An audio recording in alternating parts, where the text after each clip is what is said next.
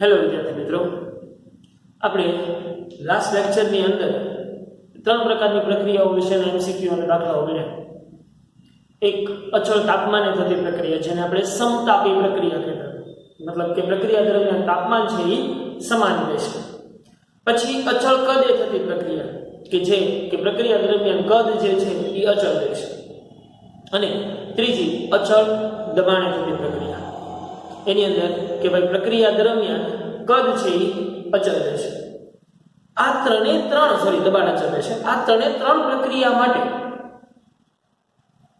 આપણે કાર્યના સમીકરણો મેળવ્યા. પણ થર્મોડાયનેમિક પ્રક્રિયાઓ જે છે ને એ એટલી ઈઝી નથી. આ થર્મોડાયનેમિક પ્રક્રિયાઓ જે છે એ ગમે તે સ્વરૂપમાં હોઈ શકે. મતલબ કે તમારા માટે અહીંયા થર્મોડાયનેમિક પ્રક્રિયા માટે મેઇન મહત્વની વસ્તુ રહેશે પ્રારંભિક અવસ્થાથી અંતિમ અવસ્થામાં તમે કઈ રીતે આવી શકો, એના પ્રોબેબિલિટી ચાન્સીસ કેટલા છે એની ઉપર આધાર રાખે છે.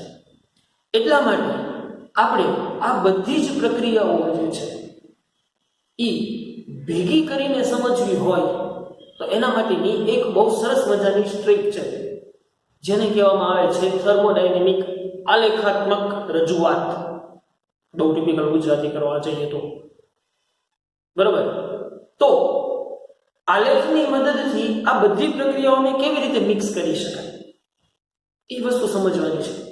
આજની પ્રક્રિયાઓ જે છે એની અંદર આલેખોની ઉપર ખાસ ફોકસ આપવાનું છે આપણે, જેથી કરીને આ ચેપ્ટરની અંદર ઘણા બધા એમસીક્યુ અને દાખલાઓ આવશે જે આલેખ બેઝ હશે. એટલે બેઝિક આલેખની વાતો જે છે એ તમને ખબર હોવી જોઈએ. ધન x ને ઋણ x ને એ બધી પ્લસ y માઇનસ y. પછી કોઈ પણ ઢાળનું મૂલ્ય શોધવું હોય તો કઈ રીતે શોધી શકાય, કોઈ પણ ક્ષેત્રફળનું મૂલ્ય શોધવું હોય તો કઈ રીતે શોધી શકાય, એ બધી નાની વાતો છે. આઈ હોપ કે તમને બધાને ખબર હશે. તો આલેખાત્મક રજૂઆત માટે હું એમ કહું કે હું અહીંયા થર્મોડાયનેમિક પ્રક્રિયાની આલેખાત્મક રજૂઆતની વાત કરું.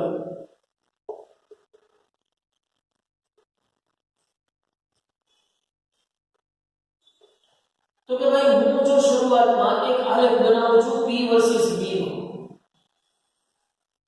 કોના વર્સિસ દબાણ વિરુદ્ધ કદનો આલેખ બનાવું છું, કદ V નો આલેખ બનાવું છું, બરાબર.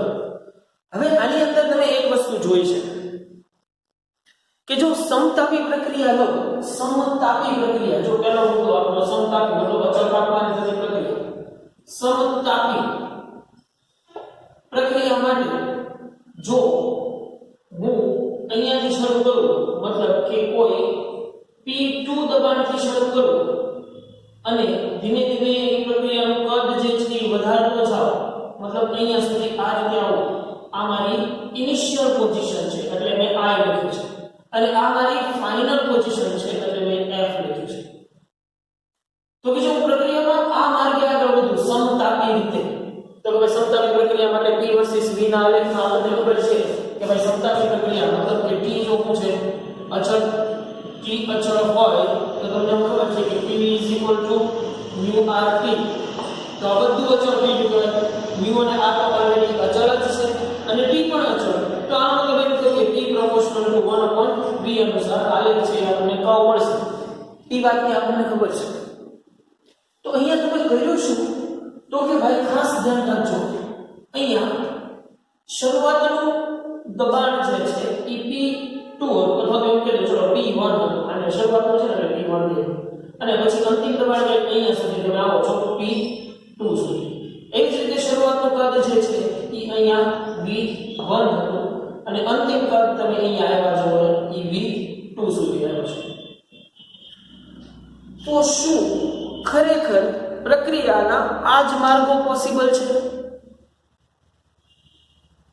મતલબ કે કોઈ પણ વાયુનું અહીંયા જો તમે શું કરો છો, કદ વિસ્તરણ કરો છો. જો થાય છે ને કદ વિસ્તરણ થાય છે, મતલબ કે ઓછા કદથી વધુ કદ તરફ જાઓ છો, મતલબ વધુ દબાણથી ઓછા દબાણ તરફ આવો છો. તો અહીંયા જે છે એ વાયુ વડે થતું કાર્ય ધન આવશે યાદ કરો, આપણે લાસ્ટ બે લેક્ચરની અંદર ચર્ચા કરી ગયા છે. તો શું ફક્ત આ એક જ પરિસ્થિતિ છે કે V1 થી V2 આ જ રીતે જઈ શકાય? એવું બિલકુલ જરૂરી નથી. V1 થી V2 ઘણી રીતે જઈ શકાય. એક તો કે સમતાપી રીતે આ રીતે જઈ શકે. બીજું તમે શું કરી શકો? બીજું તમારે ઇનિશિયલ પોઝિશન શું છે? ઇનિશિયલ પોઝિશન એટલે જો હું અહીંયા લખી નાખું છું તો તમને યાદ રહે. શરૂઆતમાં દબાણ P1 અને કદ V1 છે અને અંતિમ પોઝિશનમાં દબાણ P2 અને કદ V2 છે. બરાબર? તો તમારે P1 V1 થી P2 V2 જોવા માટે એક પ્રક્રિયા તો થઈ ગઈ કે સમતાપી આ રીતે થઈ શકે. બીજી પોસિબિલિટી કઈ છે? તો કે સૌથી પહેલા હું શું કરું ખબર છે? સૌથી પહેલા અચળ દબાણે એનું કદ વધાર્યું. અને પછી અચળ કદે એનું દબાણ ઘટાડી દઉં. સમજાય છે વાત અહીંયા? પહેલા મેં શું કર્યું? અચળ દબાણે મતલબ આ P1 અને P1 માં તે એનું કદ જે છે જો અહીંયા V1 થી V2 સુધી લઈ આવ્યો. અને પછી શું કર્યું કે અચળ કદે એનું દબાણ P1 થી ઘટાડીને P2 કરી નાખ્યું. તો આ એક પ્રક્રિયા પણ પોસિબલ છે કે નહીં? તો અહીંયા તમે જો અહીંયા હું કીધું પહેલી આ પોઝિશનની અંદર તમે અચળ દબાણ રાખ્યું અને આ પોઝિશનમાં તમે શું કીધું? અચળ કદ રાખ્યું. અથવા એનાથી ઊંધું પણ તમે ચાલો. પહેલા તમે શું કરો કે ભાઈ અચળ દબાણે એનું દબાણ અચળ કદે એનું દબાણ ઘટાડે. મતલબ આ પ્રક્રિયા કઈ છે? અચળ કદ વાળી છે. મતલબ કે પહેલા તમે શું કર્યું કે એનું દબાણ છે P1 થી ઘટાડીને P2 કરી નાખ્યું અને પછી તમે શું કરો છો કે અચળ દબાણે એનું કદ વધારી દો છો. મતલબ આ પ્રક્રિયા કઈ થઈ? અચળ દબાણ વાળી પ્રક્રિયા. તો જો આની અંદર બધી પોસિબિલિટી છે. એક તમે આની અંદર ABC પ્રમાણે નામ આપો તો એક પ્રક્રિયા આ A, આ B અને આ C. ત્રણેય રીતે તમે કરો છો શું કે P1 V1 થી P2 V2 સુધી જાઓ છો. મતલબ કે તમારા દબાણ અને કદમાં જે તમે નિશ્ચિત યોગ્ય ફેરફાર ઈચ્છો છો એના માટેના જુદા જુદા ત્રણ રસ્તાઓ છે. કયો રસ્તો? કે પહેલો રસ્તો કે પહેલા તમે અચળ દબાણે કદ વધારી દો અને પછી અચળ કદે દબાણ ઘટાડી દો તો પણ તમે આ જ પોઝિશનમાં આવો છો. બીજો તો કે ભાઈ અચળ તાપમાન રાખી અને કદ ઘટાડતા જાઓ તો દબાણ છે એ ઓટોમેટિક ઘટતું જશે. તો બીજો મુદ્દો છે કે આ છે. ત્રીજો મુદ્દો શું છે? તો કે ત્રીજો મુદ્દો છે કે પહેલા તમે અચળ કદ એનું દબાણ ઘટાડી દો અને પછી અચળ દબાણ એનું કદ ઘટાડી દો, કદ વધારી દો તો પણ તમે ફાઇનલ પોઝિશનમાં આવી. તો અહીંયા જુદા જુદા ઘણા માર્ગો છે પ્રક્રિયા કરવા માટેના. પણ તમે ક્યારે કેવા પ્રકારની પ્રક્રિયા ઈચ્છો છો એ તમારી ઉપર ડિપેન્ડ છે. ઇન ધ સેન્સ કે કઈ પ્રકારની થર્મોડાયનેમિક પ્રક્રિયા થશે, અચળ દબાણ વાળી, અચળ કદ વાળી કે અચળ તાપમાન વાળી, એ તમને આપેલી પોઝિશન ઉપર ડિપેન્ડ છે. તો તમને હવે કોઈ પણ પોઝિશન આપી હોય પ્રક્રિયાની તો એની આલેખાત્મક રજૂઆત કરતા છે ને આપણને સારી રીતે આવડી જવું જોઈએ. તમને એમ કે એક વાયુ છે એનું શરૂઆતમાં અચળ દબાણે કદ ઘટાડવામાં આવે છે.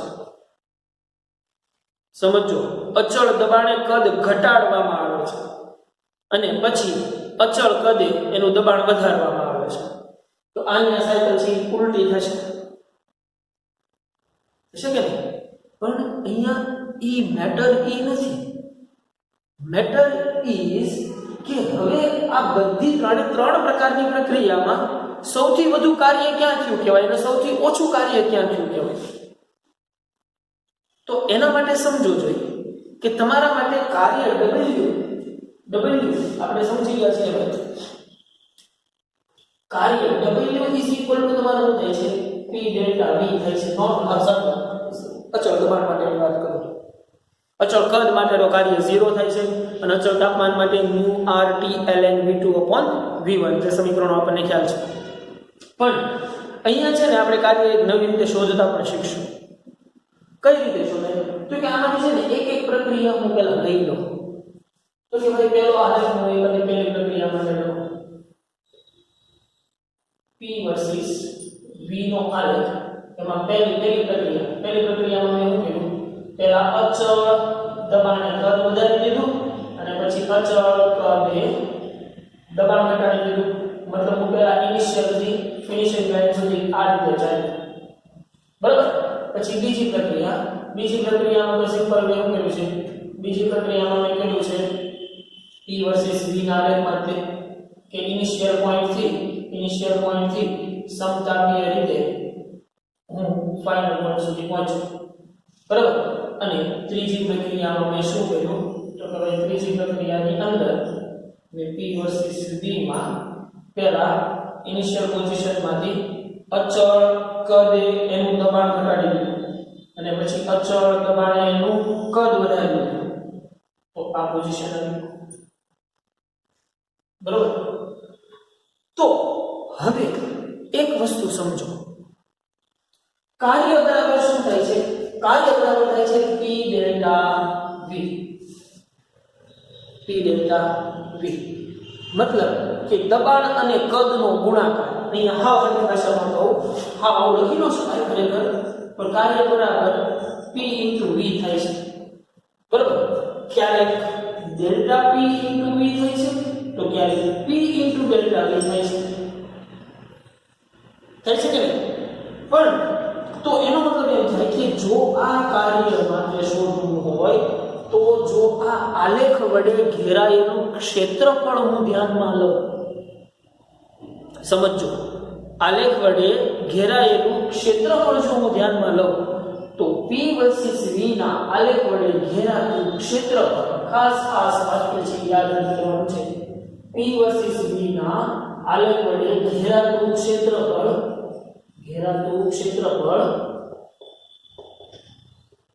કાર્ય આપે છે.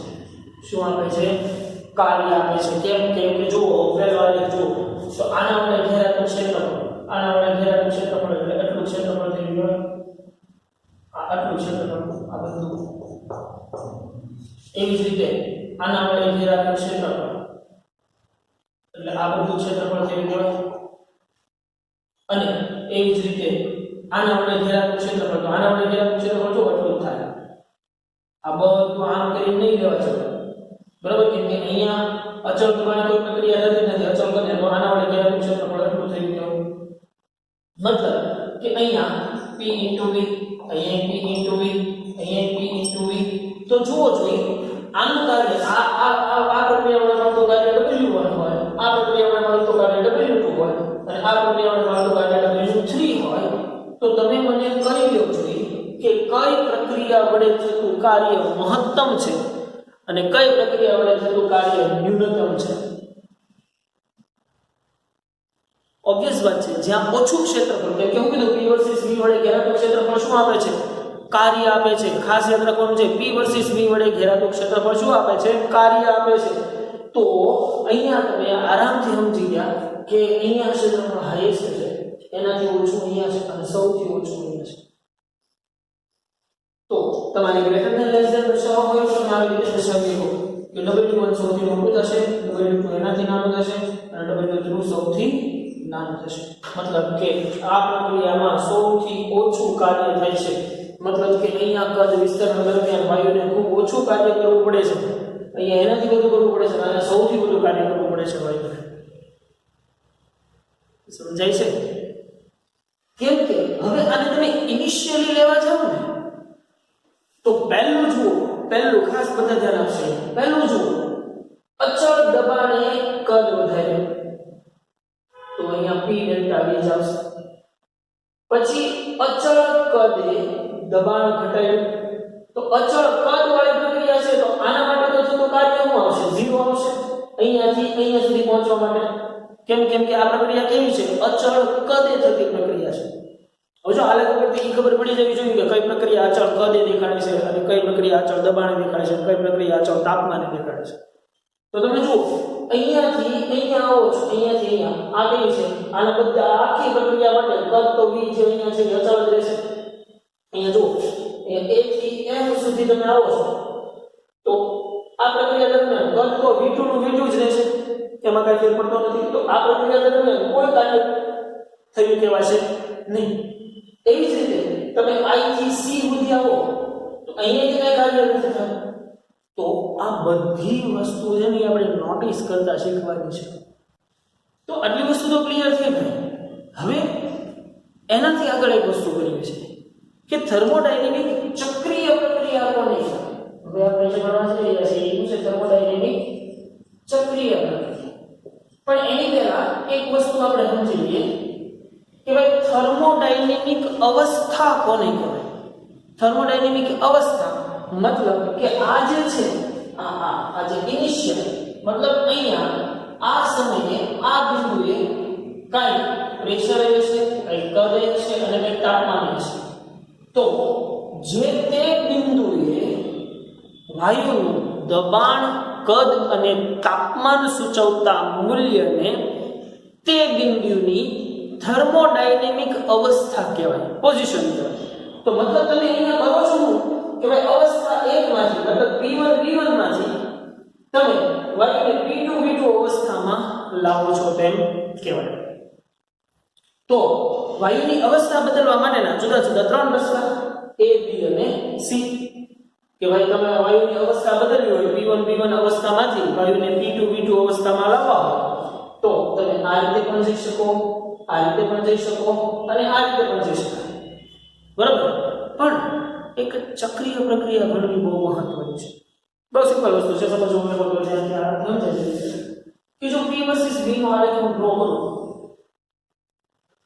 P વર્સિસ દબાણ P વર્સિસ કદ V નો આલેખ હું ડ્રો કરું અને મારી ઇનિશિયલ પોઝિશન શરૂઆતની આનો નંબર 1 કહી દઉં, અવસ્થા 1 માંથી અવસ્થા 2 માં હું આવી રીતે જાઉં. માનો કે somehow of any kind of situations હું આવી રીતે જાઉં છું અવસ્થા 1 થી અવસ્થા 2 માં. હવે ખાસ અહીંયા સમજો અવસ્થા 1 શું છે. અવસ્થા 1 મતલબ કે આ સમયે પ્રેશર જે છે એને હું P1 કહી દઉં અને એ જ સમયે જે કદ જે હશે એને હું V1 કહી દઉં. મતલબ કે અવસ્થા થર્મોડાયનેમિક પહેલી અવસ્થા જેને હું P1 V1 કહું છું. હવે એવી જ રીતે તમે અવસ્થા 1 માંથી અવસ્થા 2 માં આવી રીતે જાઓ. કઈ રીતે?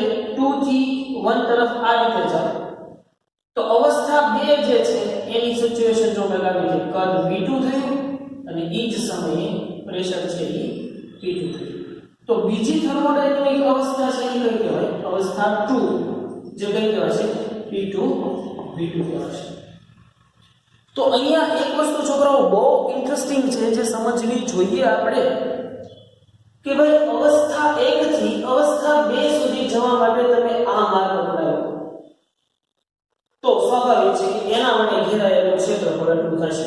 અહીંયાથી શરૂ કરી અને અહીંયા સુધી થશે. પણ અવસ્થા આને હું વચ્ચે કીધું કે પહેલા A માર્ગ અપનાવ્યો અને પછી આમે B માર્ગ અપનાવ્યો. બરોબર. તો અવસ્થા 1 થી અવસ્થા 2 જવા માટે પહેલા A માર્ગ દરમિયાન થતું કાર્ય અને પછી અવસ્થા 2 થી અવસ્થા 1 સુધી જવા માટે થતું કાર્ય B. તો જો ઇન્ડિવિડ્યુઅલ પ્રક્રિયા લેવામાં આવે, સ્વતંત્ર પ્રક્રિયા કઈ કે અવસ્થા 1 થી 2 માટે થતું કાર્ય તો તમને કંઈક મળશે. અવસ્થા 2 થી 3 માટે થતું કાર્ય તો તમને કંઈક 2 થી 1 માટે થતું કાર્ય તો તમને કંઈક મળશે. પરંતુ તમને એમ થાય છે કે આ ચક્રીય આખી પ્રક્રિયા પહેલા તમે શું કરો છો? પહેલા અવસ્થા 1 માંથી અવસ્થા 2 માં આવો છો, પછી અવસ્થા 2 માંથી અવસ્થા 1 માં જાઓ છો. તો એ સમય દરમિયાન તમને એમ થાય કે સાહેબ માર્ગ તો આખો પૂરો થઈ ગયો છે, તો અહીંયા કદનો સરવાળો કુલ પ્રક્રિયા બાદ, ખાસ કુલ પ્રક્રિયા બાદ ડેલ્ટા W તો 0 છે, સોરી ડેલ્ટા B તો 0 છે, તો કાર્ય પણ છે એ 0 થયું કહેવાય. એમ થાય ને કે તો ખરેખર કાર્ય છે એ 0 થયું કહેવાય, પણ ખરેખર કાર્ય છે એ 0 થયું ન કહેવાય. જો કેમ 0 થયું ન કહેવાય? તો કે પ્રક્રિયા 1 અને 2 મતલબ જ્યારે તમે આ માર્ગે આવો છો ત્યારે કદ વધે છે. તો કદ વધે છે મતલબ વાયુ કંઈક કાર્ય કરે છે, મતલબ કે વાયુ કંઈક કાર્ય કરે છે. અને તમે અવસ્થા 2 માંથી અવસ્થા 1 તરફ જાઓ છો. એના માટેના બે વિકલ્પ, તમે ઈનાઈ માર્ગે પાછા જઈ શકો અને સમતાપી રીતે પાછા જઈ શકો. જો તમે ઈનાઈ માર્ગે પાછા જશો ને તો કાર્ય 0 થયું કહેવાય, કે જેટલું વાયુએ અહીંયાથી અહીંયા સુધી આવવા માટે કાર્ય કર્યું છે, હવે એટલું ને એટલું કાર્ય આપણે કરવું પડશે વાયુ માટે અવસ્થા 2 માંથી અવસ્થા 1 માં જવા માટે, કેમ કે કદ છે અહીંયા ઘટાડીએ છીએ. તો વાયુનું કદ સંકોચન આપમેળે થતું નથી, પરંતુ વાયુનું કદ વિસ્તરણ આપમેળે થાય છે, એ આપણે જાણીએ છીએ. બરાબર? તો ખરેખર અહીંયા કુલ વક્ર દ્વારા ઘેરાયેલું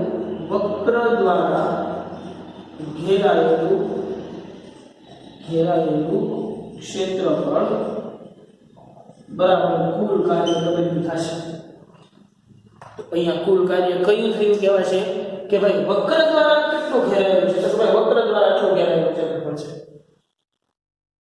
બાકી તમે આમાં એ રીતે કરી આ પ્રક્રિયા દરમિયાન થતું કાર્ય માઈનસ આ પ્રક્રિયા દરમિયાન થતું કાર્ય, એટલે તમને સરવાળા એટલું જ મળશે. જુઓ, સમજી શકો છો? 1a2 દરમિયાન થતું કાર્ય એટલે કુલ કાર્ય, પછી 1b2 મતલબ આટલું કાર્ય, આ ફક્ત એટલું જ તે, આટલું જ તે. તો તમે 1a2 દ્વારા થતું કાર્ય માઈનસ 1b2 દ્વારા થતું કાર્ય કરો એટલે એના દ્વારા ઘેરાયેલું ક્ષેત્રફળ જ મળે. તો એના દ્વારા ઘેરાયેલું ક્ષેત્રફળ ચક્રીય પ્રક્રિયા દરમિયાન પ્રક્રિયા દ્વારા ઘેરાયેલું ક્ષેત્રફળ છે તેનું કાર્ય આપે છે. પરંતુ અહીંયા પ્રક્રિયા છે ને એ સમઘડી દિશામાં, તો સમઘડી દિશામાં મતલબ ઘડિયાળના કાંટાની દિશા, ઘડિયાળના કાંટાની દિશા આ રીતે હાલે ને, આમ ચાલે ને, તો જો આ સમઘડી પ્રક્રિયા થઈ ગઈ એટલે કાર્ય છે એ તમને કંઈક ધન મળશે. પરંતુ જો વિષમઘડી દિશામાં કાર્ય થતું હોય તો વિષમઘડી દિશામાં કાર્ય છે એ ઋણ મળશે. એટલી વસ્તુ છે એ સિમ્પલ બેહાડી લેવાની છે. બરોબર? તો ચક્રીય પ્રક્રિયા અને આલેખાત્મક રજૂઆત છે એને ખૂબ સરખી રીતે સમજવાની છે, અને આના રિલેટેડ આપણે દાખલાઓ પણ જોવાના છે. ઝડપથી પહેલા આપણે થિયરી એની વાંચી લઈએ. એક જ સેકન્ડ.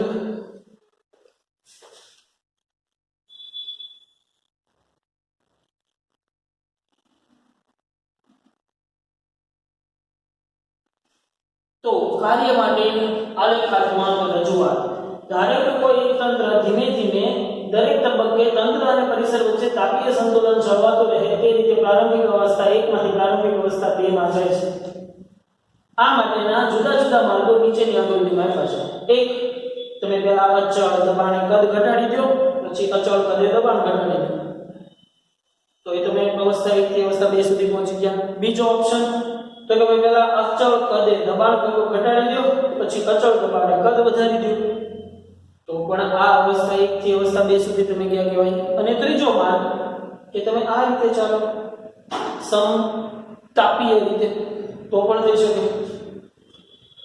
તો કે આ પ્રક્રિયા દરમિયાન થતું કાર્ય W P dV અથવા તો P delta V અથવા તો V1 થી V2 સુધીનો કુલ સંકલન મુજબ શોધી શકાય. સંકલનનો મૂલ્ય અવસ્થા 1 થી અવસ્થા 2 ને જોડતા માર્ગના V અક્ષ સાથે ઘેરાયેલા ક્ષેત્રફળ જેટલું હોય છે. સંકલન નિયમ મુજબ યાદ રાખો. આમ તંત્રને પ્રારંભિક અવસ્થા 1 થી અંતિમ અવસ્થા 2 સુધી 1a2 1c2 અને 1b2 માર્ગે તંત્ર વડે થતું કાર્ય નીચેની આકૃતિમાં પ્રક્રિયા વડે ઘેરાયેલા ક્ષેત્રફળ માટે અનુક્રમે આ પ્રમાણે છે. જો પહેલી પ્રક્રિયામાં આટલું ક્ષેત્રફળ ઘેરાય છે, બીજી પ્રક્રિયામાં એનાથી ઓછું અને ત્રીજીમાં સૌથી ઓછું.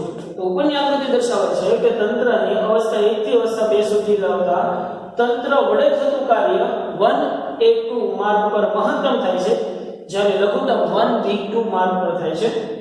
જો તંત્રને 2a1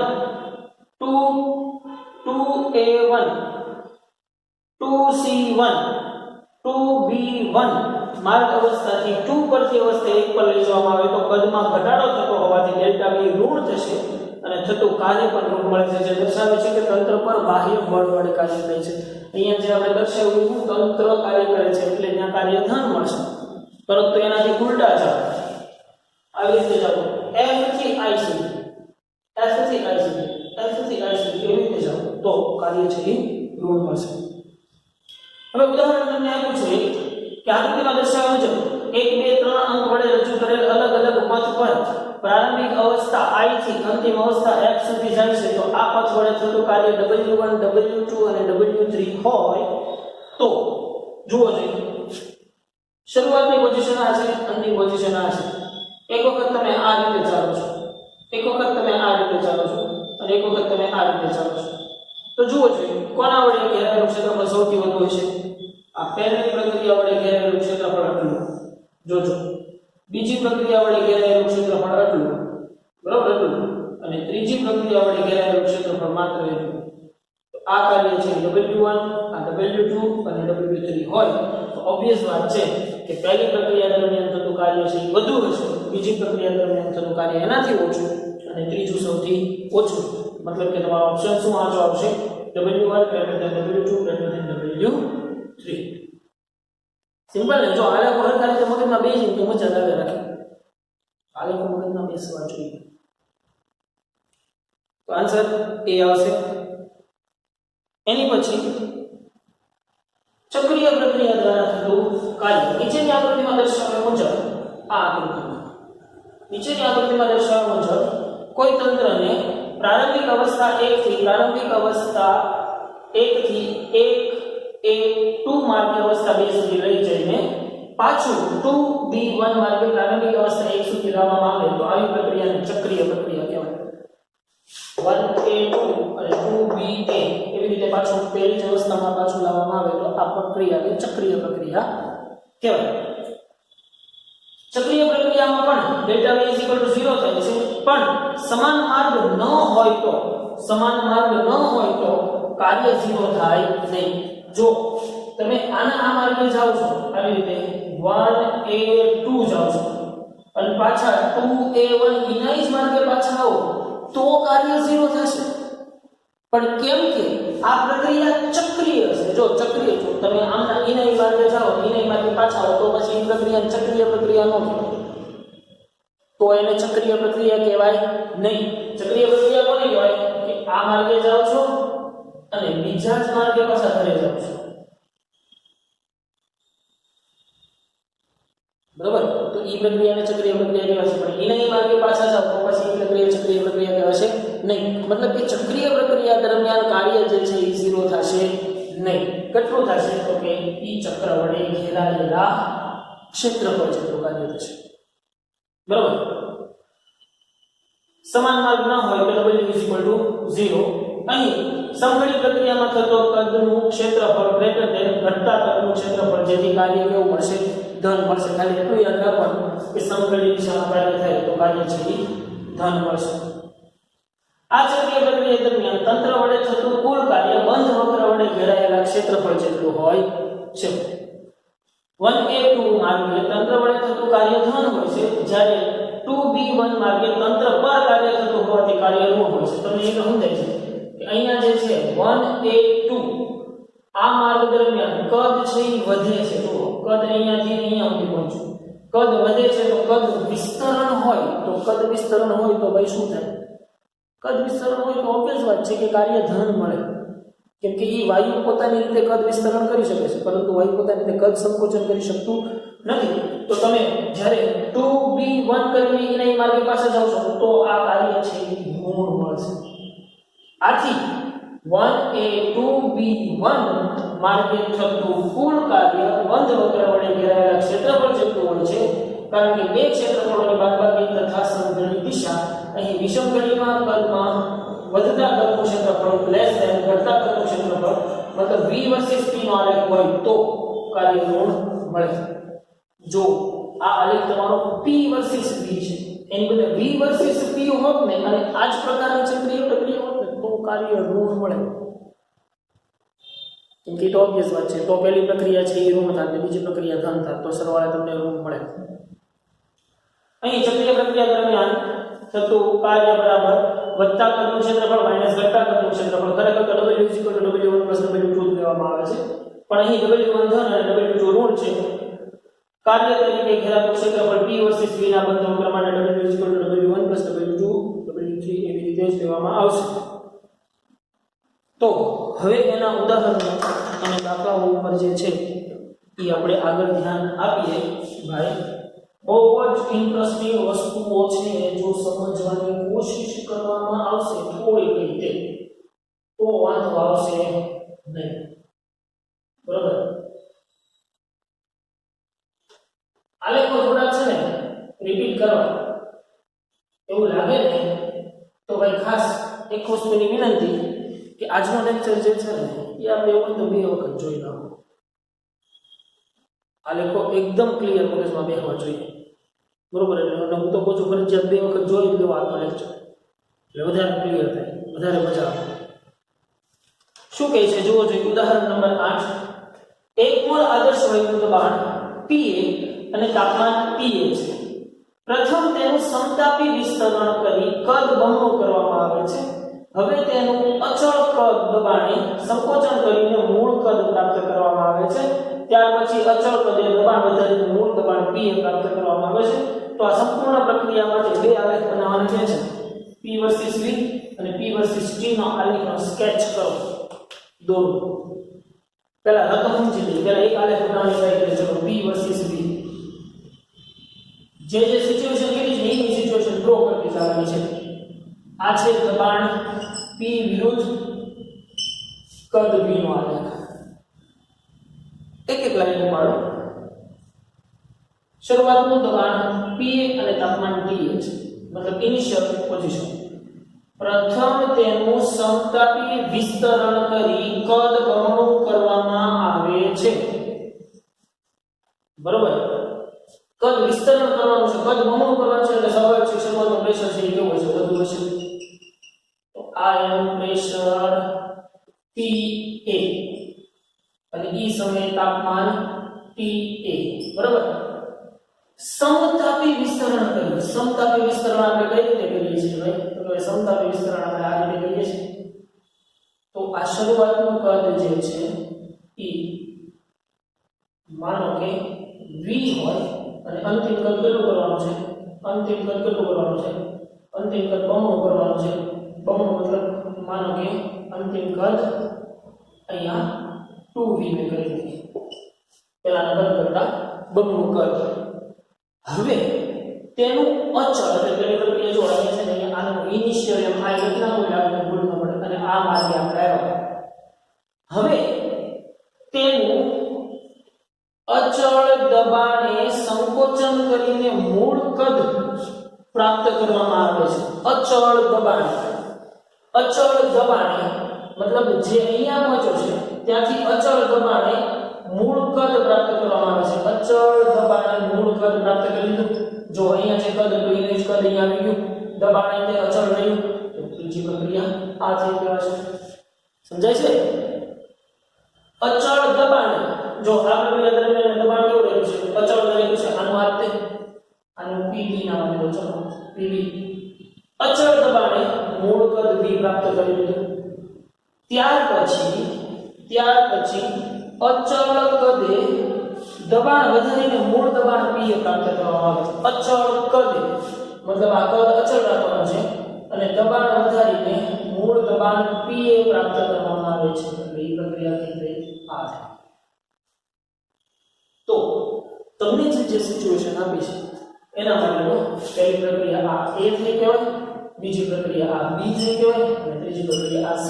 તો આખી ચક્રીય પ્રક્રિયા થઈ ગઈ અને તમને આમાં ખાલી વધારાનો કોઈ ઉમેરી દો કે આ પ્રક્રિયા કેવી કહેવાશે ભાઈ? જુઓ જોઈએ. સમઘડી પ્રક્રિયા થઈ કહેવાશે. તો સમઘડી પ્રક્રિયા દ્વારા થતું કાર્ય ધન P વર્સિસ V છે એટલે બરોબર કે નહીં? હવેની પોઝિશન છે P વર્સિસ T નો આલેખનો સ્કેચ દોરવાનો છે, જે બધા માટે બહુ એટલે બહુ મહત્વનો રહેશે. P વર્સિસ T નો આલેખ. ચલો આ પ્રેશર P અને આ T. પણ પહેલા એક સમીકરણ લખી લઉં જેથી કરીને તમને બધાને યાદ રહે. PV = μRT થાય. બરોબર. હવે શરૂઆતમાં આની આ પોઝિશનને દર્શાવવાની છે. તો કે ભાઈ શરૂઆતમાં પ્રેશર વધુ છે એટલે અહીંયા કઈ પ્રેશર P હોય. ચલો તો શરૂઆતમાં દબાણ વધુ છે તો ઓબ્વિયસ વાત છે કે P પ્રોપોર્શનલ ટુ T છે તો તાપમાન કેવું છે વધુ હશે. તો તાપમાન વધુ હોય તો હું આ હાલત છે ને અહીંયાથી શરૂ થાય. કેમ કે તાપમાનની શરૂઆત અહીંયા તો શરૂઆતમાં કદ ઓછું હતું દબાણ વધુ કે P પ્રોપોર્શનલ અહીંયા તમને ખબર છે કે P પ્રોપોર્શનલ ટુ 1/T થાય. પણ અહીંયા એક વસ્તુ એ પણ યાદ રાખવાનું છે P પ્રોપોર્શનલ ટુ T થાય અને V પ્રોપોર્શનલ ટુ પણ T થાય. થાય કે નહીં? બોઇલ વેલ્યુઝ અને ચાર્જના નિયમો તમે ભણી ગયા છો એટલે હવે એ વસ્તુનો ખ્યાલ હોય તો શું કહે છે પહેલી પોઝિશન પ્રથમ તેનું સમતાપી વિસ્તરણ કરીને કદ બમણું કરવામાં આવે છે. હવે કદ બમણું કરવામાં આવે છે કદ બમણું થશે એટલે દબાણ ઘટશે કેમ કે P proportional to also 1/V. કદ બમણું થાય તો દબાણ અડધું થશે. અચળ તાપમાન મતલબ તાપમાન અચળ રાખવાનું છે. જુઓ તો તાપમાન તમારે અચળ રાખવાનું છે તો અચળ તાપમાને આ મેં કહ્યું એનું કદ બમણું એટલે દબાણ અડધું થઈ ગયું કહેવાય. આ PA/2 થઈ ગયું કહેવાય ઘટાડ્યું ટૂંકમાં. તો આ પોઝિશન થઈ પહેલી ઇનિશિયલ પોઝિશન. બરાબર. પછી તેનું અચળ દબાણે સંકોચન કરીને મૂળ કદ પ્રાપ્ત કરવામાં આવે. અચળ દબાણે સંકોચન કરવાનું છે. અચળ દબાણ અચળ રાખવાનું છે તો તાપમાન એનું ઘટાડ્યું તો તાપમાન ઘટાડ્યું તો કદ એનું ઘટી ગયું કહેવાય કેમ કે V proportional to T. આ પોઝિશન ઉપર અને ત્રીજું શું કહે છે તો કે ત્યાર પછી અચળ કદે દબાણ વધારી અને મૂળ દબાણ પ્રાપ્ત કરવાનું. અચળ કદે એની પોઝિશન આ આવશે. એનાથી ઉલટો આવે બીજી કાંઈ સાથે ના પાડે કરી શકાય નહીં એટલે ખાસ એ વસ્તુ સમજવાની છે. તો આવી આપણે એનાથી આગળ હવે જુઓ તો થોડું ધ્યાન આપો ને તો ઝડપથી કરી શકાય એવા દાખલાઓ છે બહુ ઈઝી.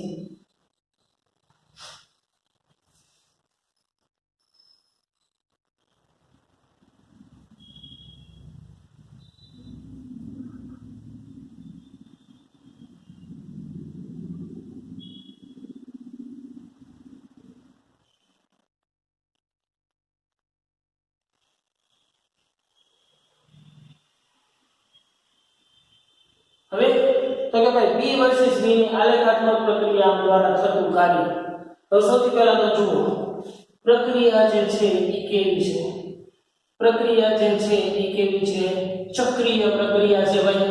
તો કે ભાઈ ચક્રીય પ્રક્રિયા એટલે આના દ્વારા ઘેરાયેલું ક્ષેત્રફળ કેવો શેપ છે ચોરસ છે તો ભાઈ ઘેરાયેલું ક્ષેત્રફળ સીધું લખી નાખો. ક્ષેત્રફળ કાર્ય લંબાઈ ગુણ્યા પહોળાઈ. તો કે એની લંબાઈ કેટલી થાય તો કે લંબાઈ થાય 2v થી v. તો હવે લંબાઈ થશે તમારી 2v v છે.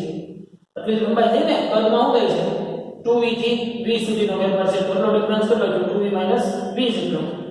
પહોળાઈ કેટલી છે 2p થી p into 2p p.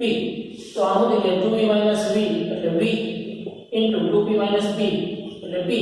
તો કાર્ય W હશે v into p. તો આનો આન્સર શું આવશે v અથવા તો p. આવી જાય કે નહીં ગણી શકાય તો આન્સર આવશે a pv. સિમ્પલ વસ્તુ છે ઘેરાયેલું છે તો ઘેરાયેલું છે તો લંબચોરસ વડે ઘેરાયેલું છે તો લંબાઈ ગુણ્યા પહોળાઈ. એની પછી એક થર્મોડાયનેમિક તંત્રની અવસ્થા P1V થી 2P1V તરફ જાય છે. એટલે જો પહેલા દબાણ P1 હતું પછી દબાણ વધ્યું પરંતુ કદ જે પહેલા હતું ને એટલું જ રહેશે. મતલબ કે કદમાં થતો ફેરફાર ડેલ્ટા V 0 છે. ડેલ્ટા V 0 હોય તો આપણને ખબર છે કે થતું કાર્ય W P delta V. Delta V 0 છે તો થતું કાર્ય શું થઈ જાય 0 થઈ જશે કે નહીં. એની પછી બીજી પ્રક્રિયા PV1 થી P2V1 તરફ જાય છે. તો જો અહીંયા દબાણ અચળ છે પરંતુ કદમાં ફેરફાર થાય છે. કદમાં ફેરફાર થાય છે તો થતું કાર્ય W P ડેલ્ટા V. તો P ડેલ્ટા V એટલે શું થાય છે? ડેલ્ટા V એટલે 2V1 માંથી V1 તો કેટલું થઈ જાય? P V1. તો થતું કુલ કાર્ય કેટલું મળશે? P V1. તો ભાઈ પહેલી પ્રક્રિયા માટે કાર્ય 0 અને બીજી પ્રક્રિયા માટે કાર્ય P V1 થશે. તો આપણો આન્સર આવશે આન્સર B. 0 પહેલી પ્રક્રિયા માટે 0 અને બીજી પ્રક્રિયા માટે P V1. અડજેક્ટ નહીં, હવે બહુ ઝડપથી ગણી શકાય આ બધી વસ્તુઓ. એની પછી જો પાછું વળાની જવું આવ્યો આકૃતિમાં દર્શાવેલા P વર્સિસ V ના આલેખ મુજબ એક પરિમાણિક આદર્શ વાયુ માટે ABCDA માટે ચક્રીય પ્રક્રિયા લઈ જવામાં આવે છે તો આ એક ચક્ર દરમિયાન થતું કાર્ય કેટલું થશે? આ એક ચક્ર દરમિયાન થતું કાર્ય કેટલું હશે? તો સિમ્પલ છે ભાઈ, અહીંયા તે ઘેરાયેલું ક્ષેત્રફળ બરાબર કાર્ય બરાબર લંબાઈ ગુણ્યા પહોળાઈ. લંબાઈ કેટલી થશે? 3v થી v, મતલબ અહીંયા નાખો 3v v.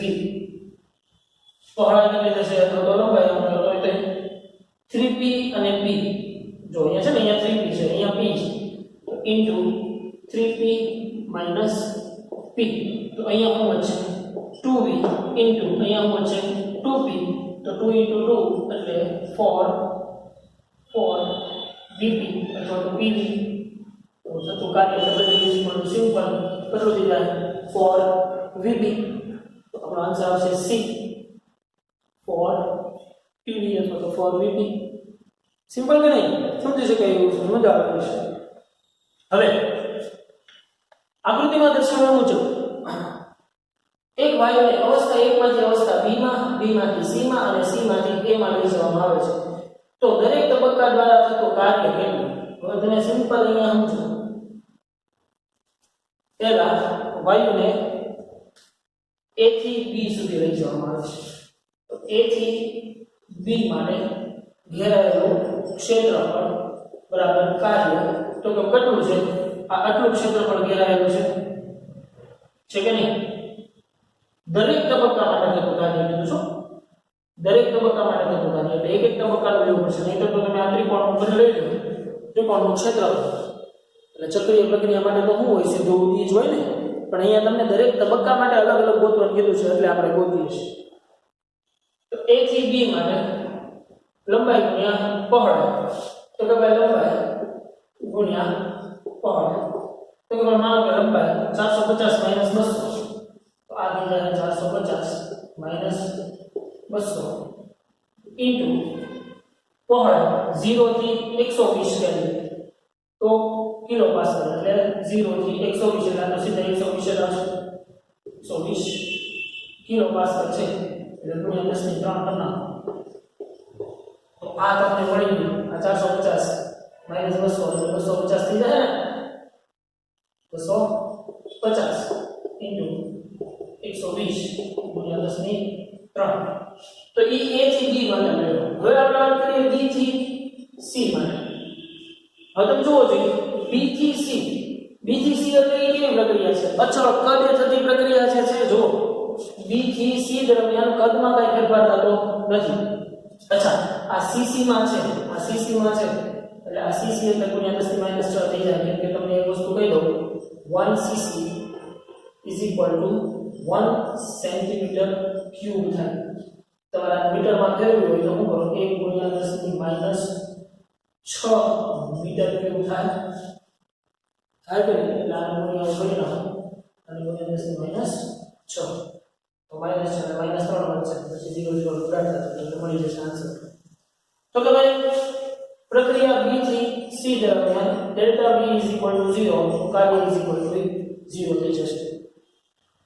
B થી C દરમિયાન કદમાં કઈ ફેરફાર થતો નથી તો ઓબ્વિયસ છે, કાર્ય 0 થઈ જશે. પછી પ્રક્રિયા C થી A. હવે આ C થી A પ્રક્રિયા છે જોવા જેવી છે. C થી A મતલબ અહીંયાથી કુલ આખું ક્ષેત્રફળ બરોબર. તો આ આટલું તો તમે ગોતી જ લીધેલું છે. જો જેમ તમે W1 કર્યું તો આટલું W1 છે જ તે અને W2 = 0 છે તો આ ત્રિકોણનું ગોતવાનું એટલે ત્રિકોણનું ગોતીને આમાં એડ કરી દો એટલે C થી A સુધીનું કાર્ય મળી ગયું તો કે ભાઈ ત્રિકોણનું ક્ષેત્રફળ યાદ છે કે નહીં ત્રિકોણનું ક્ષેત્રફળ શું થાય ત્રિકોણના ક્ષેત્રફળનું સૂત્ર 1/2 પાયો ગુણ્યા width યાદ આવે કે નહીં હે ભાઈ તો પાયો કેટલો છે તો હું તમને સીધું કરી નાખું 1/2 પાયો 250 250 એટલે 250 ગુણ્યા 10 - 6 વેગ કેટલો છે 120 થી 200 સુધીનો છે એટલે એ કેટલો થઈ જશે 80 થઈ જાય ને 80 ગુણ્યા 10 + 3 કિલો પાસ્કલ છે આ તમને મળી ત્રિકોણનું ક્ષેત્રફળ અને પ્લસ W1 કરો એટલે કુલ તમને W3 કાર્ય મળે છે C થી A પ્રક્રિયા માટે થતું કાર્ય દરેક તબક્કાનું દર્શાવવાનું હતું એટલા માટે આપણે અહીંયા દર્શાવ્યું છે બાકી જે છે એ તમે ચક્રીય પ્રક્રિયા છે એટલે આરામથી ચક્રીય પ્રક્રિયાનું અલગથી કાર્ય નોંધી શકો બરાબર ભાઈ તો વધીએ એનાથી આગળ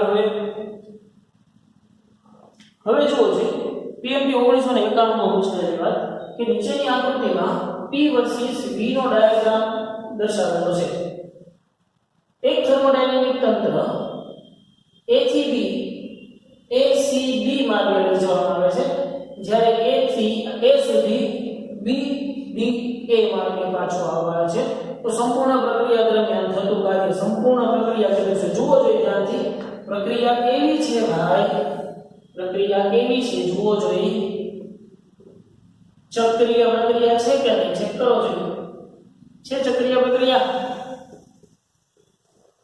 A C B B D A તો આ પ્રક્રિયા ચક્રીય પ્રક્રિયા છે તો આપણને ખબર છે કે ચક્રીય પ્રક્રિયા માટે ચક્ર વડે ઘેરાયેલું કુલ ક્ષેત્રફળ E એનું કાર્ય થયું કહેવાય તો કાર્ય કેટલું થયું કહેવાય A C B D A જેટલું A C B D A જેટલું કાર્ય થયું એમ કહેવાય કે ચક્રીય પ્રક્રિયા માટે આપણે શું કીધું ચક્ર વડે ઘેરાયેલું ક્ષેત્રફળ E એના માટે થયેલું કાર્ય કહેવાય સિમ્પલ વાત છે હવે અચ્છા હવે PMT 2012 માં પૂછાયેલી વાત મજા આવે છો નાની વસ્તુના નોટિસ કરવાની છે કઈ રીતે એક મોલ આદર્શ વાયુ પ્રારંભિક અવસ્થા A માંથી અંતિમ અવસ્થા B માં બે જુદી જુદી રીતે જાય છે પ્રથમ સમતાપી વિસ્તરણ કરી કદ V થી 3V થાય છે સમતાપી રીતે કદ વધારવું હોય તો આ લેખાનો આ રીતે આવવો જોઈએ તો જુઓ છે સૌથી પહેલા તો યસ આ આમ છે પણ આ સ્ટ્રેટ છે એટલે આન્સર ઓપ્શન સી નીકળી ગયો સ્ટ્રેટ નો આવે કેવી રીતે આવવું જોઈએ આમ આવવું જોઈએ તો એ સમતાપી થાય બરોબર એટલે ઓપ્શન સી નીકળી પણ હવે પાછું ઈ એરા જોવો જોઈએ તેની આકૃતિમાં જુઓ એરો આમ છે મતલબ કદ 3V થી V થાય છે 3V થી V થાય છે પણ આપણે એવું કીધું છે કે V થી 3V કરવાનું છે એટલે ઓપ્શન એ પણ નીકળી ગયો તો બધા ત્યાં ઓપ્શન બી અને ડી ઈ બંને સાચા છે ચલો હવે છે અહીંયા સુધી આવી રીતે સમતાપી વિસ્તરણ આમાં આવ્યું છે સમતાપી વિસ્તરણ આમાં આવ્યું છે બીજું શું છે ત્યારબાદ અચળ દબાણે તેનું કદ ઘટાડીને 3V થી V કરવામાં આવે છે અચળ દબાણે તો જુઓ છે આ અચળ દબાણે પ્રક્રિયા થઈ કહેવાય કે આ અચળ દબાણે પ્રક્રિયા થઈ કહેવાય ઓબ્વિયસ વાત છે આ પ્રક્રિયા જે છે એ અચળ દબાણે પ્રક્રિયા થઈ કહેવાય તો આ ઓપ્શન નીકળી જશે તો વચ્ચે આન્સર ડી કે નહીં આપણો આન્સર શું આવશે ડી જો એક વસ્તુ વાંચતા જાવ ને તો અમુક ઓપ્શનો કેન્સલ થતા જાય તો અહીં આપણે સાચો ઓપ્શન વધી જાય કે નહીં સિમ્પલ આન્સર આવશે આપણો ડી એની પછી આગળ વધીએ મજા આવે એવી વસ્તુ આ જે બોલો જે દાખલો ગણિત અને જેવો છે થોડો બધાએ ખાસ ધ્યાન આપવાનું છે આકૃતિમાં દર્શાવ્યા મુજબ એક આદર્શ વાયુ A થી B B થી C C થી A માર્ગે લઈ જવામાં આવે છે જો આ એક ચક્ર દરમિયાન વાયુને આપેલ ચોખ્ખી ઉષ્માનો જથ્થો 5 જૂલ છે વાયુને આપેલ ઉષ્માનો જથ્થો Q બરાબર 5 જૂલ મતલબ કે વાયુ ઉપર કુલ W બરાબર 5 જૂલ જેટલું કાર્ય કરવામાં આવ્યું છે એમ કહેવાય વાયુને ઉષ્મા આપી અથવા તો શું કહેવાય કે વાયુ ઉપર 5 જૂલ જેટલું કાર્ય કરવામાં આવ્યું છે એમ કહી શકાય. તો સી થી એ માર્ગ દરમિયાન આ માર્ગ દરમિયાન પ્રક્રિયા દરમિયાન વાયુ વડે થતું કાર્ય કેટલું હશે? હવે સૌથી પહેલા જો જ્યારે આ આલેખ જે છે એ p વર્સિસ v નથી, આ આલેખ જે છે એ v વર્સિસ p છે. પેલા એક આ જો v વર્સિસ p નો આલેખ છે એટલે માઇન્યુટ. તો સૌથી પહેલા જો પ્રક્રિયા a થી b સુધીની વાત તો a થી b તો કે ભાઈ અચળ દબાણની પ્રક્રિયા છે. જો અહીંયા p જો આ વખતે v વર્સિસ p છે, p વર્સિસ v નથી, ધ્યાન આપો. એટલે આ પ્રક્રિયા અચળ દબાણ થતી પ્રક્રિયા છે.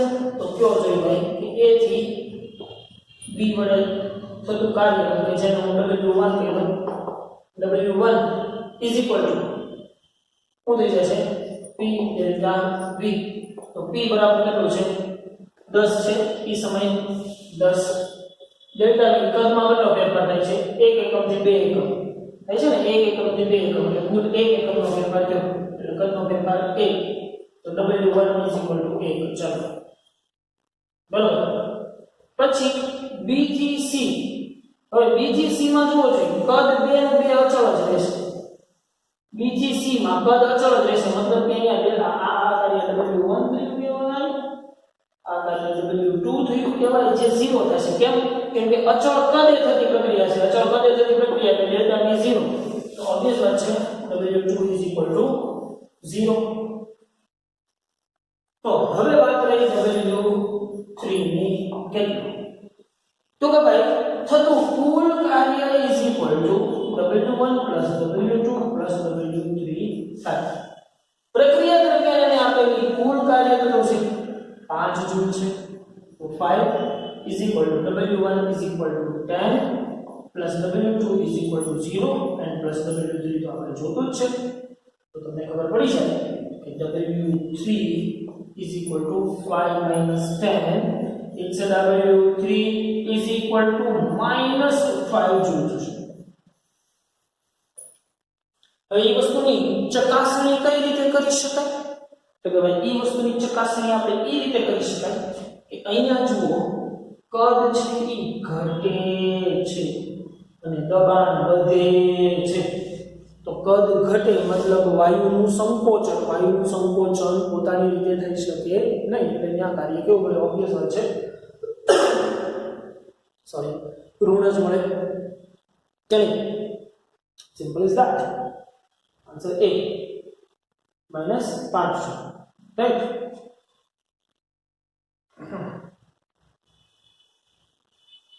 તો પછી એના આગળ નીટ 2013 માં પૂછેલી વાત છે, સમજવા જેવી છે. જુઓ જોઈએ આકૃતિમાં દર્શાવ્યા પ્રમાણે એક વાયુને a થી b, b થી c, c થી a પર લઈ જવામાં આવે છે. તો વાયુ વડે થતું પરિણામી કાર્ય કેટલું થશે? જુઓ જોઈએ a થી b, b થી c અને c થી a. સિમ્પલ ચક્રીય પ્રક્રિયા છે ભાઈ. તો ચક્રીય પ્રક્રિયામાં આના દ્વારા ઘેરાયેલું ક્ષેત્રફળ બરાબર શું થશે? આ શું છે? ત્રિકોણ છે. તો ત્રિકોણનું ક્ષેત્રફળ મતલબ શું થાય? 1/2 પાયો ગુણ્યા વેધ. પાયો કેટલો છે? c થી a એટલે 8 થી 2 એટલે 6. પણ જો અહીંયા કા સમજો ઉપર જોજો v ની સાથે ગુણ્યા 10 ની -3 છે એટલે અહીંયા લખી નાખું હું 8 થી 2 એટલે 8 - 2 એટલે 6 ગુણ્યા 10 ની -3 થશે ને. વેધ કેટલો છે? વેધ જે છે 2 અને 6, પરંતુ અહીંયા 10 ની 5 પાસ્કલ છે. જો બધા એકાસ 6 માંથી 2 જાય એટલે 4 ગુણ્યા 10 ની 5 ઘાત એટલે ઉડી જાય 3 દુ 6 કેટલા મોટા 4 ને 12 અને સીધું ઉપર પડી જાય 12 ગુણ્યા 10 ની +2 ઘાત વચ્ચે કે નહીં? તો 12 ગુણ્યા 10 ની 2 એટલે 1200 જૂલ એમ કહી શકાય. તો કાર્ય કેટલું થઈ જશે? 1200 જૂલ. સેકન્ડ સિમ્પલ ની 2013 ની અંદર એમાં પૂછાય. Interesting, very interesting. એની પછી આન્સર આપણો બી 12 જૂલ. એની પછી પીએમકે 2014 માં પૂછાયેલા. જુઓ આકૃતિમાં દર્શાવ્યા મુજબ એક થર્મોડાયનેમિક તંત્ર A B C D એ ચક્રીય પ્રક્રિયા અનુભવે છે. તો આ પ્રક્રિયા દરમિયાન થતું કાર્ય જુઓ. A B C D A આવી પ્રક્રિયા અનુભવે છે. તો પ્રક્રિયા દરમિયાન થતું કાર્ય સિમ્પલ વસ્તુ જુઓ. આ જે ચક્ર છે એ ચક્ર સમઘડી દિશામાં છે અને આ જે ચક્ર છે એ વિષમઘડી દિશામાં છે. તો આટલું સમઘડી કાર્ય થાય છે, એટલું ને એટલું વિષમઘડી કાર્ય થાય છે. તો કુલ કાર્ય શું થઈ જાય ભાઈ? અંડા કે નહીં? જુઓ આ પ્રક્રિયા સમઘડી થાય છે, એટલી ને એટલી પ્રક્રિયા વિષમઘડી દિશામાં પણ થાય છે. તો સમઘડી દ્વારા થતું કાર્ય ધન, આનું કાર્ય એટલું ને એટલું ઋણ. આ W અને W એટલે એક ધન હોય એક ઋણ હોય. તો કુલ કાર્ય શું થઈ જાય? 0 થઈ જાય કે નહીં? માનો કે આ ચક્ર દ્વારા થતું કાર્ય W1 છે, આ ચક્ર દ્વારા થતું કાર્ય W2 છે. તો કુલ કાર્ય W = W1 + W2. But W1 - W2 થશે. કેમ? કેમ કે આ જે છે એ કેવી છે? વિષમઘડી પ્રક્રિયામાં થતું કાર્ય છે અને આ છે સમઘડી પ્રક્રિયામાં થતું કાર્ય છે. તો W = 0 થઈ જશે. ઓબ્વિયસ વાત છે. સિમ્પલ કે નહીં? સમજી શકો એવી વસ્તુ છે. તો કાર્ય 0 થશે. રેડી? એની પછી તો કે ભાઈ પીએમડી 2011 માં પૂછાયેલી વાત છે, લોજિકલ સમજવાની છે. આપેલ આદર્શ વાયુના સમતાપી વિસ્તરણ દરમિયાન વાયુ તેના પરિસર વિરુદ્ધ -150 જૂલ કાર્ય કરે છે. મતલબ વાયુને કંઈક કાર્ય કરવું પડે છે. તેથી અહીં કહી શકાય કે પરિસર વિરુદ્ધ એને માઈનસમાં કંઈક કાર્ય કરવું પડે છે. મતલબ કે તંત્ર પર કાર્ય કરવામાં આવે છે. તંત્ર પર કાર્ય કરવામાં આવે છે મતલબ કે એને બહારથી ઊર્જા આપવામાં આવે છે. હવે ઓપ્શન વાંચો. 150 જૂલ ઉષ્મા વાયુમાંથી છોડી દેવામાં આવે છે નહીં. અમુકને 150 જૂલ ઉષ્મા વાયુને આપવામાં આવે છે. એનો મતલબ એમ થાય 300 જૂલ ઉષ્મા વાયુમાં ઉમેરવામાં આવે છે નહીં. 300 નહીં, 150 માપે આવે 150 જૂલ ઊર્જા આપવામાં આવે છે. સી ઉષ્માનો વિનિમય થતો નથી કારણ કે પ્રક્રિયા સમતાપી છે. સમતાપી પ્રક્રિયામાં તાપમાન મેન્ટેન થાય છે, વિનિમય નથી પામતું. એક પણ નહીં. તો મારો સાચો આન્સર અહીંયા એમ હોવો જોઈએ કે 150 જૂલ ઉષ્મા વાયુને આપવામાં આવે છે. તો 150 જૂલ ઉષ્મા વાયુને આપવામાં આવે છે એટલા માટે આમાંથી એક કે ઓપ્શન એવો છે એટલે આન્સર ડી. એક પણ નહીં. સિમ્પલ કે નહીં? તો આપણે ઝડપથી હવે ત્યારે તમે બધા હોમવર્ક લખી લેશો. હોમવર્કની અંદર ભાઈ બધા લખી નાખશો. હોમવર્કની અંદર સૌથી પહેલા થિયોરી જે છે એ આપણે નોંધી લઈએ. થિયરી નંબર 4.3 થિયરી નંબર 4.3 ઉદાહરણ number 2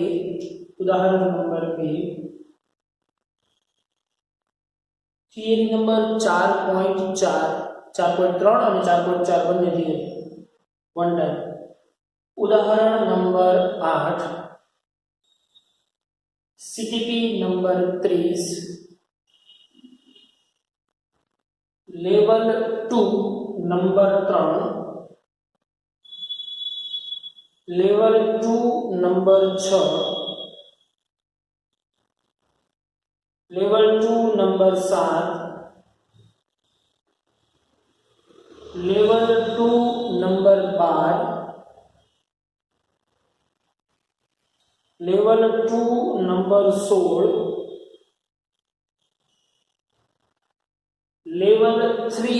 level 3 number 1 level 3 number 4 level 3 number 5 and level 3 number 6. આટલી વસ્તુ જે છે એ તમારે હોમવર્કની અંદર વન ટાઈમ છે. મેં કીધું એની જેમ છોકરાઓ આ લેક્ચરની જરૂર પડે તો 2 વખત જોજો, પણ આલેખાત્મક રજૂઆત ખૂબ મહત્વની છે. આગળ જતા ડગલે પગલે આવા બેઝિક નિયમો આડા આવશે કે અચળ દબાણે થતી હોય અચળ કદે થતી હોય પ્રક્રિયા તમને સીધું ડાયરેક્ટ કાઢી જવું જોઈએ કે આ પ્રક્રિયા કેવા પ્રકારની છે, કાર્યમાં ધન થાય, ઋણ થાય, શૂન્ય થાય કે નહીં થાય, એ બધી વસ્તુ છે એ ઇન્સ્ટન્ટ ખબર પડી જવી જોઈએ આપણને, બરાબર. તો ખાસ આ વસ્તુનું બધાએ ધ્યાન રાખવાનું છે. ઓકે, તો આજના લેક્ચરની અંદર રાખીએ છીએ. હવે આપણે અહીંયા સુધી મળીએ પાછા નેક્સ્ટ લેક્ચરથી.